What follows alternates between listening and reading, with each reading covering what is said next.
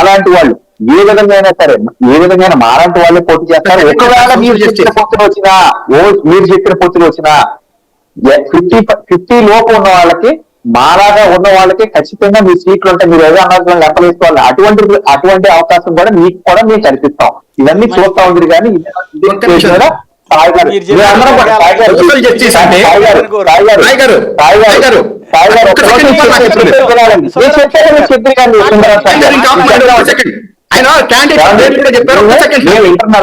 నేను సుదీర్ఘకాలం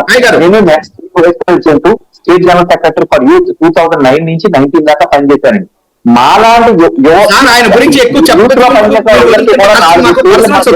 అడుగుతున్నాం. ఈ సుబ్బారావు గారిని చూస్తారు. చెప్పిన క్యాండిడేట్లు సోషల్ జస్టిస్. సాయి గారు ఆయన చెప్పిన క్యాండిడేట్లు అంతా సోషల్ జస్టిస్. ఎవరెవరండి వాళ్ళందరూ? ఒక్క బీసీకి ఇచ్చావా నువ్వు చెప్పిన వాటిల్లో?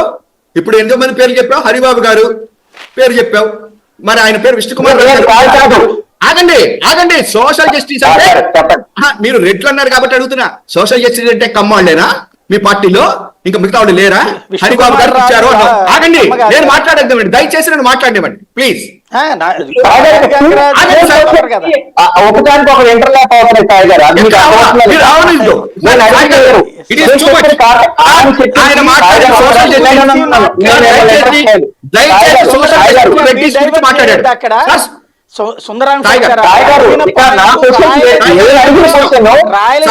మాట్లాడించండి. వాళ్ళకి అవకాశం ఇయ్యరా అని అడిగారండి సుందరం చెప్పాల్సింది.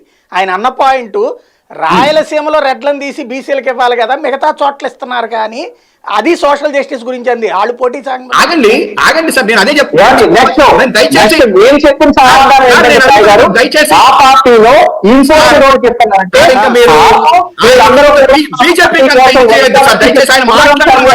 మీరు 10 నిమిషాలు మాట్లాడారండి. ఆయన దానికి కౌంటరే చిన్న మొక్క చెప్తుంది, దాన్ని తట్టుకోలేకపోతే ఎట్లాగంటే ఇప్పుడు సమాధానం చెప్తున్నాను అంటున్నాను సార్.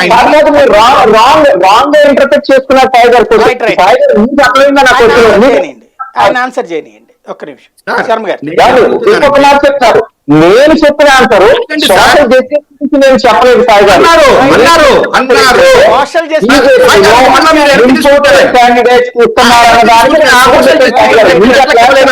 డైవర్ట్ అయిపోద్దండి. ఒక్క నిమిషమే సాయి గారు, దయచేసి నన్ను ఇక్కడ ఒక్క నిమిషం మాట్లాడండి ప్లీజ్.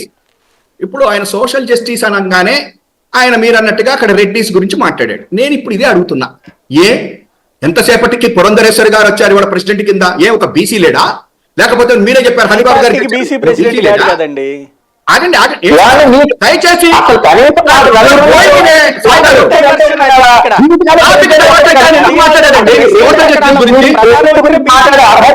ఎందుకు తీసుకెళ్తాం మళ్ళీ మనం ఇక్కడ